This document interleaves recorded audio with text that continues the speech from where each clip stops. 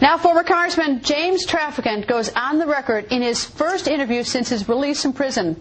Now, 8 days ago, he walked out of a federal prison after serving a 7-year sentence for bribery and racketeering. Earlier, the former Democratic congressman went on the record about life in prison, whether he's planning a political comeback, and so much more. Nice to see you, sir. I'm glad to be here. Good to see you again. But to tell you the truth, Greta, I'm glad to be anywhere. Besides prison, for one. I come from 7 years up at Rochester. I want to say hello to Dre Maddox and Freddie McKnight and all those guys up there. A lot of good guys I met. They're sort of like family in a way. It's a different experience. So you made friends in prison? Absolutely. You know, Nelson Mandela made a statement. He said, if you really want to know the truth about a nation, you've got to go through their prisons. And believe me, he's right. And I learned an awful lot about America going through the prisons. Before we get to prison and all about America, I have to ask you the headline question. Ready? Don't say it. I'm going to ask because I'm going to get personal. I'm going to ask you right now. Get at me, Greta. All right. Are you going to run for Congress again? I don't know yet. There's a lot of people that want me to run for Congress. You know, I was a #1 target of the American-Israeli Public Affairs Committee and the #1 target of the Justice Department since 1983, being the only American to ever defeat him pro se in a RICO trial.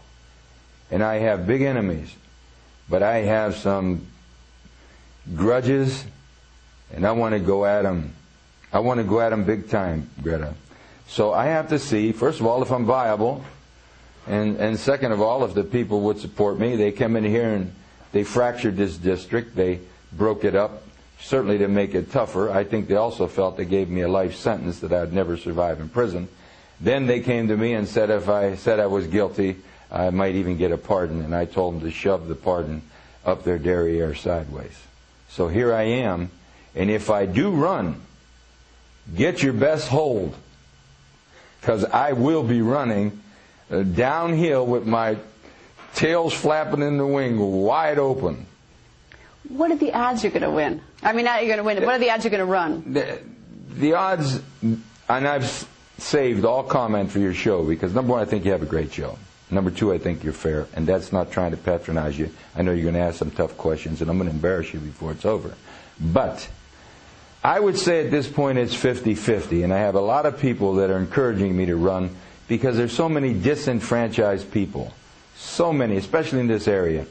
And one of the concerns I have is I come home to is we have Delphi here, the salaried workers, that were completely cut out and lost their pension benefits. It's going to be almost a $250 million impact to this general community. And when you look at it nationally, Dayton, Ohio is going to be hit real hard.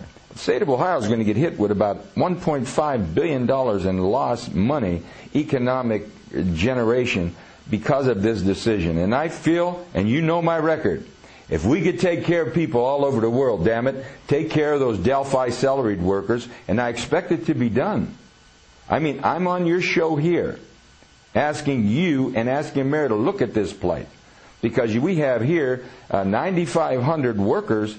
They're going to lose their pension benefits. They're going to have to pay for their hospitalization benefits. It's an immediate out-of-cost pocket of $50 million with a contributing factor of a multiplication of 2 for the general metropolitan area of $250 million impact on an economy that lost steel mills years ago and has been left behind. All right. Grudges. Can't have it. Can't have it. I said, you said you had some grudges. Who are your grudges against? Well, #1, and my wife constantly reminds me to tone down. I brought that guy back from Israel, John Deminick. It was my Freedom of Information Act which proved not only that he was innocent, but who Ivan really was. The case was so sensitive, members of Congress would say, Jim, I love you, but please, don't involve me. I sent my evidence to the 6th Circuit Court in Cincinnati. They wouldn't accept it. I finally sent it over to Israel, to the Israeli Supreme Court, and they called me over there, and I went with the family. I did a live interview, satellite, with Brian Gumbel, and I said, when they put this innocent man to death, they're going to lose $15 to $20 billion every year they get from the American taxpayers. And Brian Gumbel says, what are you talking about? They only get $3 billion. And I said, Brian, that's only the foreign aid bill. Look at all the other trade compacts, economic assistance, military assistance. I'm saying this to you right now. Israel gets approximately $15 billion a year from the American taxpayers. That $15 billion is $30,000 for every man, woman, and child. And people in my district are losing their pension benefits. So I was targeted big time. By the Israelis. The Israeli Supreme Court looked at the evidence, could not refute it. And it came from the Justice Department, Greta. And they said, take him home. I brought him home, and he was bombarded ever since. Home to Ohio. Now he's in Germany fighting for his life. Now let me say this. Prosecutor Moskowitz of the OSI Office of the United States Justice Department suborned perjury with Otto Horn. The documents clearly state who Ivan the Terrible was, a man named Ivan Marchenko, not Demeniuk. And they had to release him.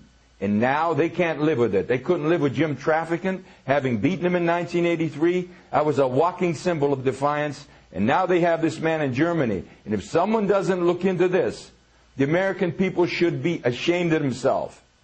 When you allow one American to be violated, you threaten the freedoms of every American. And I can't understand this, why no one in Congress is raising their voice. And the reason is very simple. And this may be you don't want to hear. I don't know.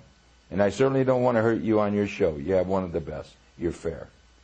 But I believe that Israel has a powerful stranglehold on the American government.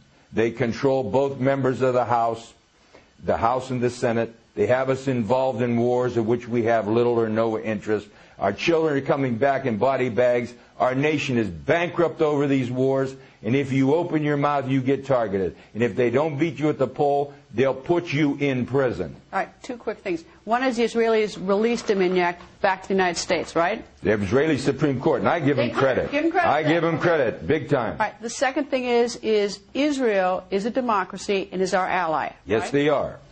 So you have no... And they should be our ally. Okay. They are our friend over in that troubled part of the world. So explain to me what you see as, why you target or why you have a grudge against the Israelis. The grudge is not necessarily a grudge. It's an objective assessment that no one will have the courage to speak about. They're controlling much of our foreign policy. They're influencing much of our domestic policy. Wolfowitz, as Undersecretary of Defense, manipulated President Bush #2 back into Iraq.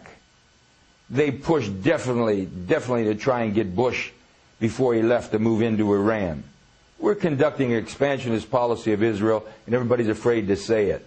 They control much of the media, they control much of the commerce of the country, and they control powerfully both bodies of the Congress. They own the Congress. Are you an anti-Semite? No, I'm not. That's exactly what they're going to say, and I expect that. What I am is an American. And you see, I think America comes first. And we have a one-sided foreign policy in the Mideast. And we've alienated Arabs who have no way of fighting. So what they've done, and I predicted this on the House floor, is they would export violence to America. And they have. They have no other way to fight.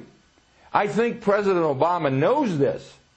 I think he sees this. I think he wants to do something. I think his hands are tied. And I think he's dancing between the raindrops, trying to figure how I can politically machinate some scenario to mitigate these problems.